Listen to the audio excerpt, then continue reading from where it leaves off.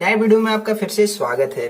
तो आज की इस वीडियो में हम लोग बात करने वाले हैं ज्वाइंट स्टॉक कंपनी के बारे में, संयुक्त पूंजी कंपनी के बारे में। ठीक है, तो जो भी आपके पॉलिटेक्निक के 5th सेमेस्टर के स्टूडेंट्स हैं जिनका कॉमन सब्जेक्ट है IMD, ठीक है, industrial management and entrepreneurship development, इसमें आपका इम्पोर्टेंट टॉपिक है एक ज्वाइंट स्टॉक कंपनी, संयुक्त पूंजी कंपनी। तो इस वीडियो में हम लोग बात करेंगे संयुक्त पूंजी कंपनी के बारे में, कितने टाइप्स के होते हैं, कैरेक्टरिस्टिक क्या है, एडवांटेज क्या है, डिसएडवांटेज क्या है, ये सारी चीजें आपको इस वीडियो लेक्चर में क्लियर हो जाएंगी। बहुत अच्छे तरीके से, बहुत ही शानदार जानदार तरीके से आपको इस वीडियो में समझाया जाएगा, सारी चीजें बताई जाएंगी। ठीक है, तो चलिए शुरू करते हैं और समझते हैं। सबसे पहले ज्वाइंट स्टॉक कंपनी क्या होता है। तो अनेक व्यक्तियों का ऐसा समूह जो प्रॉफिट के लिए वृहद आकार का व्यवहार या फिर व्यापार स्थापित करते हैं, जिसके लिए पूंजी की व्यवस्था निजी साधनों से तथा जनता में शेयर बेचकर की जाती है। ठीक है, तो जो ज्वाइंट स्टॉक कंपनी क्या होती है, एक ऐसी कंपनी होती है जिसमें प्रॉफिट जो होता है उसका आकार ज्यादा होता है, ज्यादा से ज्यादा प्रॉफिट होता है, क्योंकि जो व्यापार का स्तर है वो क्या है, बड़ा है, इसलिए प्रॉफिट भी ज्यादा होता है। इसमें क्या होती है, जो भी आपके पूंजी होती है, इसको जो भी इसके कंपनी के जो शेयर्स होते हैं उनको जनता में बेच दिया जाता है, जिससे ज्यादा प्रॉफिट इसमें कमाया जाता है। ठीक है, तो अगर इसको हम लोग इंग्लिश में बोलें तो इस तरह से पढ़ सकते हैं, the most important type of business organisation today is the joint stock company.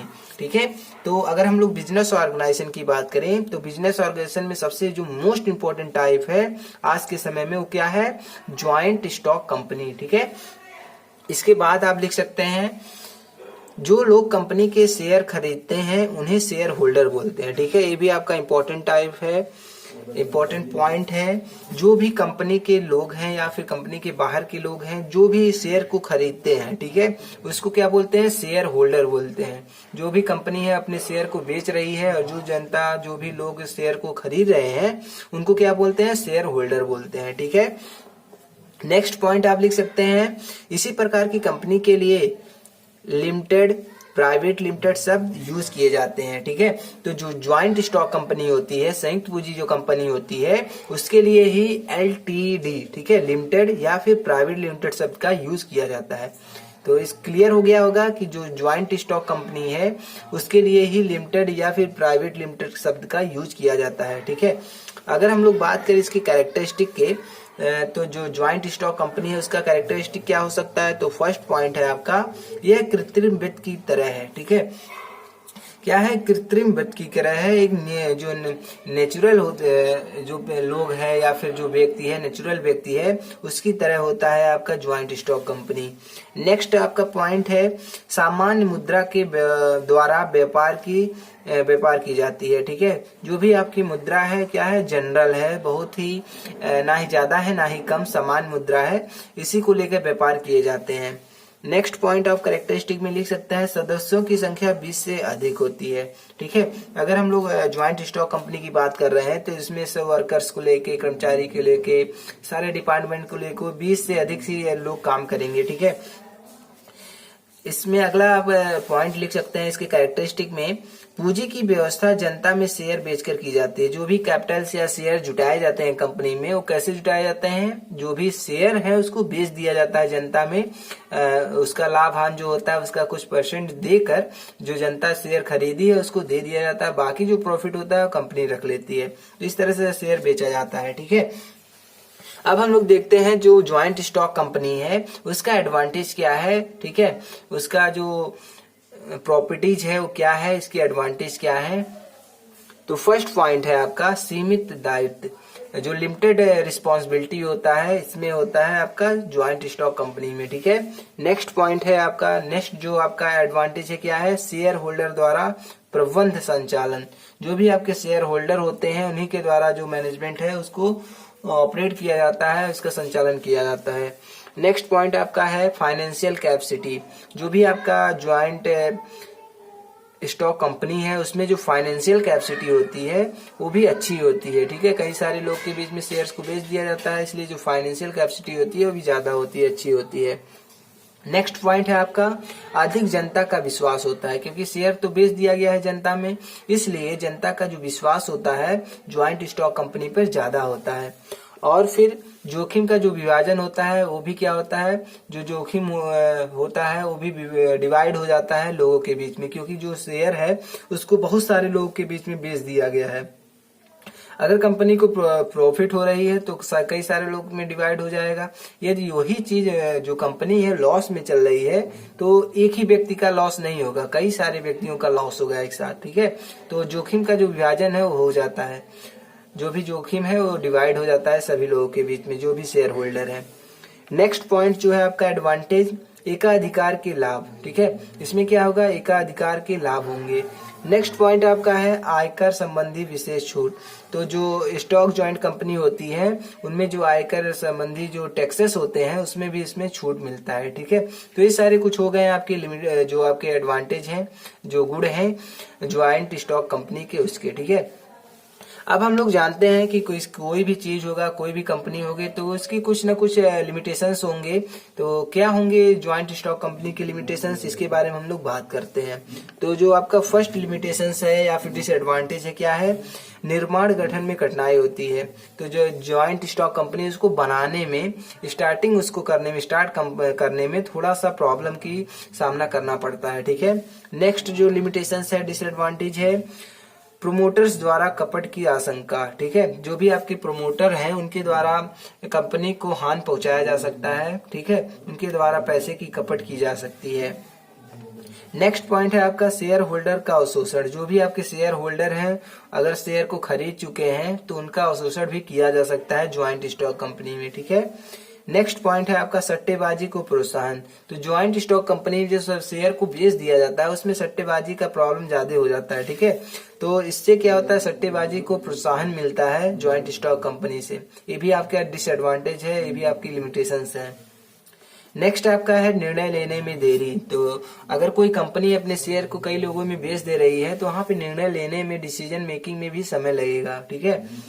अगला जो आपका डिसएडवांटेज है, लिमिटेशंस है संबंध, जो भी आपकी कंपनी कानूनों का अत्यधिक हस्तक्षेप होता है। तो जो अगर आपका ज्वाइंट स्टॉक कंपनी है उसमें जो भी आपकी कंपनी कानूनों का अत्यधिक होगा वो हस्तक्षेप होगा, ठीक है। कानून जो होगा वो ज्यादा से ज्यादा हस्तक्षेप कर सकता है जो ज्वाइंट स्टॉक कंपनी है उसमें। नेक्स्ट आपका है गोपनीयता का अभाव।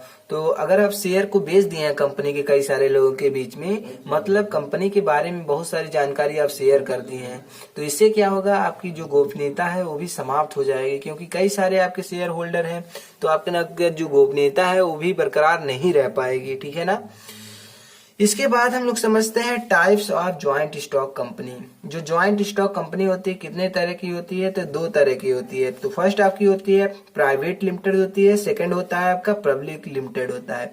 तो ज्वाइंट स्टॉक जो कंपनी होता है वो 2 तरह की होता है कि पहला जो होता है वो प्राइवेट लिमिटेड होता है और दूसरा जो होता है पब्लिक लिमिटेड कंपनी होता है, जिसको शॉर्ट में लिमिटेड भी बोलते हैं। तो इसमें हम लोग सबसे पहले बात करते हैं प्राइवेट लिमिटेड कंपनी के बारे में। प्राइवेट लिमिटेड कंपनी क्या है, निजी कंपनी से आशय ऐसी कंपनी से है जिसके अंतर नियम इसके अंशों के हस्तांतरण पर प्रतिबंध लगा देते हैं, ठीक है। प्राइवेट कंपनी में क्या है कि ऐसी कंपनी है जिसमें जो भी आपके अंतर नियम है, जो भी आपके रूल्स हैं, इनके जो भी अंश हैं इसके हस्ताक्षरण पर प्रतिबंध लगाया जा सकता है। अगर रूल्स रेगुलेशन में चेंजेज हो रहे हैं तो इस पे प्रतिबंध लगाया जा सकता है। नेक्स्ट है आपका कंपनी के सदस्यों की संख्या 50 तक सीमित कर देते हैं तथा कंपनी के शेयर्स या लोन पत्रों के खरीदने के लिए जनता को जो भी आपके निमंत्रण देने के लिए निवेश या फिर निषेध कर देते हैं। तो इसमें देखेंगे कि जो प्राइवेट कंपनी होगा उसमें जो आपके सदस्यों की संख्या होगी वो कितना होगी, 50 तक सीमित कर दी जाती है, लिमिटेड कर दी जाती है, ठीक है। प्राइवेट कंपनी में जो भी आपके शेयर्स होंगे उसको बेचना है तो 50 लोगों के बीच में आप शेयर्स को बेच सकते हैं, ठीक है। या फिर लोन लेना है तो कई सारे लोगों से 50 के अंदर ही लोगों से लोन ले सकते हैं, ठीक है। तो इस तरह से आप जो प्राइवेट कंपनी होगी, जो प्राइवेट लिमिटेड कंपनी होगी, उसमें जो सदस्यों की संख्या होगी, जो वो शेयर्स बेचे जा रहे हैं 50 तक हो सकती है, इससे ज्यादा नहीं। ठीक है, ये अगर हम लोग यही बात कर रहे हैं पब्लिक लिमिटेड कंपनी के बारे में, तो इसमें क्या आप लिख सकते हैं, यह वह कंपनी है जिसे बनाने के लिए कम से कम 7 सदस्यों की नीड होती है। ठीक है, जो पब्लिक लिमिटेड कंपनी होती है उसको बनाने में कम से कम 7 सदस्यों की सहमति होती है, 7 सदस्यों का एक चयन होता है, ग्रुप होता है। ठीक है, पब्लिक लिमिटेड कंपनी के लिए, परंतु इसके सदस्यों की अधिकतम संख्या पर, शेयर्स के हस्तांतरण पर तथा जनता से पूंजी एकत्र करने पे कोई प्रतिबंध नहीं होता है। प्राइवेट कंपनी जो होती है उसमें क्या होता है कि जो शेयर्स बेचे जा रहे हैं, ठीक है, जो भी जनता द्वारा खरीदे जा रहे हैं, जो शेयर्स बेचे जा रहे हैं, उस पर प्रतिबंध होता है कि आप इतने शेयर्स बेच सकते हैं। लेकिन यहीं पे जो प्राइवेट लिमिटेड कंपनी होती है उसमें कोई प्रतिबंध नहीं होता। आप 100 के 100% आपके जो शेयर है वो शेयर होल्डर को बेच सकते हैं, जनता को बेच सकते हैं। ठीक है, तो यहीं पे बताया गया है जो भी आपके पब्लिक लिमिटेड कंपनी है उसमें जो शेयर होते हैं उसको आप अपने 100% शेयर को जनता के पास बेच सकते हैं। ठीक है, तो इसमें कोई प्रतिबंध नहीं होता है, कोई लिमिटेशंस नहीं होता है। तो ये सारे कुछ हो गए आपके लिमिटेड कंपनी और जो आपके पब्लिक लिमिटेड कंपनी होता है उसके बारे में। ठीक है, इसके बाद हम लोग समझते हैं प्राइवेट कंपनी और पब्लिक कंपनी के बारे में, कुछ बेसिक कॉन्सेप्ट क्लियर किया जाए, इन दोनों के बीच में डिफरेंस देखा जाए, क्योंकि आपके एग्जाम में पूछा जा सकता है कि प्राइवेट कंपनी और पब्लिक कंपनी के बीच में आप डिफरेंस कीजिए। तो फर्स्ट इसमें है आपका सदस्यों की संख्या। तो अगर हम लोग बात कर रहे हैं प्राइवेट कंपनी में, तो सदस्यों की संख्या मिनिमम 2 हो सकती है, मैक्सिमम 50 हो सकती है। यही हम लोग बात कर रहे हैं अगर पब्लिक लिमिटेड में, पब्लिक लिमिटेड कंपनी में, तो आपकी जो मिनिमम होगी, जो आपकी संख्या होगी सदस्यों की, वो 7 होगी, और जो आपकी मैक्सिमम होगी वो कोई डिसाइड नहीं है। ठीक है, मैक्सिमम संख्या ज्यादा हो सकती है, जो मिनिमम संख्या उससे ज्यादा हो सकती है। ठीक है, तो इस कोई डिसाइड नहीं है इसमें। अगला जो आपका डिफरेंस है वो क्या है, शेयर के हस्तांतरण पर प्रतिबंध होता है। तो जो प्राइवेट कंपनी होती है वो एक हद तक ही अपने शेयर को बेच सकती है, एक उसकी लिमिटेशंस होती है कि आप 30% 40% ही शेयर को बेच सकते हैं। लेकिन यही हम लोग बात कर रहे हैं जो पब्लिक लिमिटेड कंपनी है उसमें कोई भी प्रतिबंध नहीं होता है। पब्लिक लिमिटेड कंपनी चाहे तो अपने 100% शेयर को बेच सकती है। ठीक है ना। नेक्स्ट जो आपका डिफरेंस है वो क्या है, वैधानिक सभा बुलाना तथा संवैधानिक रिपोर्ट फाइल करना जरूरी नहीं। तो अगर कोई प्राइवेट कंपनी है तो वैधानिक सभा, कोई जो लीगल सभा है, ठीक है, उसको बुलाना या फिर जो लीगल आपका रिपोर्ट है उसको फाइल करना जरूरी नहीं होता है। लेकिन यहीं पे अगर कोई प्राइवेट जो पब्लिक लिमिटेड कंपनी है तो कानूनी तौर पर आवश्यक हो जाता है कि जो वैधानिक सभा है उसको बुलाए और वैधानिक जो रिपोर्ट है उसको फाइल करे। ठीक है, तो ये हो गया इनमें डिफरेंस। अगला जो डिफरेंस है दोनों में, प्राइवेट लिमिटेड को इस तरह से लिख सकते हैं पीटी एलटीडी। ठीक है, और जो लिमिटेड कंपनी होता है, जो पब्लिक लिमिटेड कंपनी होता है, उसको इस तरह से एलटीडी से रिप्रेजेंट कर सकते हैं। ठीक है, लिमिटेड जो पब्लिक लिमिटेड कंपनी होती है उसको शॉर्ट में लिमिटेड कंपनी भी बोलते हैं। नेक्स्ट आपका है शेयर्स को बेचने के लिए जनता को आमंत्रित नहीं किया जाता है। तो जो प्राइवेट कंपनी है अगर वो शेयर को बेच रही है तो जनता को नहीं बेचेगी। ठीक है, उसके लिए आमंत्रित नहीं किया जाता है।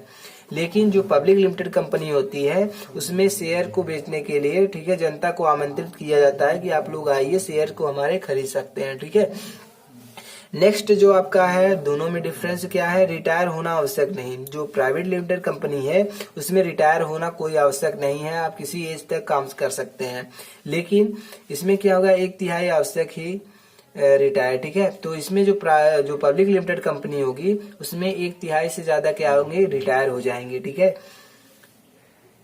नेक्स्ट आपका जो है अगला जो डिफरेंस है दोनों के बीच में, अपने ही शेयर्स को खरीदने के लिए आर्थिक सहायता दी जा सकती है। तो जो प्राइवेट कंपनी होती है, जो प्राइवेट लिमिटेड कंपनी है, उसमें जो अपने ही शेयर्स को खरीदने के लिए, ठीक है, जो भी शेयर्स बेचे जा रहे हैं उसको अपने से खरीदना है तो उसके लिए आर्थिक सहायता दी जा सकती है। ठीक है, इसमें क्या है, आज्ञा नहीं है।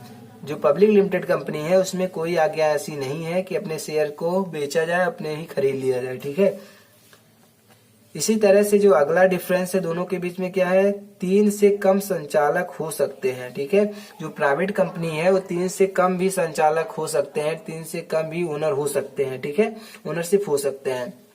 लेकिन यहीं पे हम लोग बात कर रहे हैं जो पब्लिक लिमिटेड कंपनी है या फिर लिमिटेड कंपनी है, उसमें कम से कम 3 संचालक होने ही चाहिए। ठीक है, अगर जो पब्लिक लिमिटेड कंपनी है उसमें क्या होने चाहिए, जो भी आपके ओनर है, ओनरशिप है, वो 3 से ज्यादा ही होना चाहिए। ठीक है, क्योंकि शेयर्स को बेच दिया जा रहा है जनता में, तो जितनी जनता में बेचा जा रहा है वो सारे क्या है, आपके ओनर बन गए कंपनी के। तो इस तरह से आप डिफरेंस लिख सकते हैं प्राइवेट कंपनी में और पब्लिक कंपनी में, या फिर प्राइवेट लिमिटेड कंपनी में या फिर पब्लिक लिमिटेड कंपनी में। ठीक है, तो ये सारे कुछ इंपॉर्टेंट पॉइंट्स हैं जिनको आपको नोट डाउन करना जरूरी है। आप एग्जाम में इस तरह से लिख सकते हैं, बहुत अच्छे नंबर से आप लोग पास होंगे, बहुत अच्छा खासा नंबर आपको मिलने वाला है। तो मिलते हैं नेक्स्ट वीडियो में। नेक्स्ट लेक्चर जो आपका आएगा वो भी आपका इंपॉर्टेंट टॉपिक होगा। तो जितने भी इंपॉर्टेंट टॉपिक हैं सबसे पहले उसको कवर किया जा रहा है IIMD में। तो वीडियो को लास्ट तक देखने के लिए आपका बहुत ही धन्यवाद, शुक्रिया। तो मिलते हैं नेक्स्ट वीडियो में, तब तक अपना ख्याल रखिए, अपनों का ख्याल रखिए, खुश रहिए, मस्त रहिए, पढ़ते रहिए। जय हिंद।